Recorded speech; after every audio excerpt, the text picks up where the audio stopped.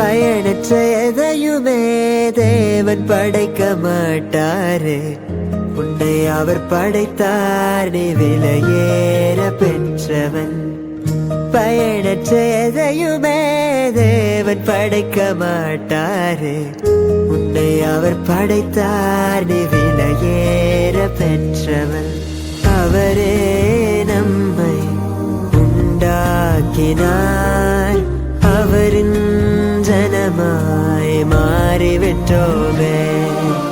அவரே நம்மை உண்டாக்கினார், அவரின் ஜனமாய் மாறிவிட்டோமே.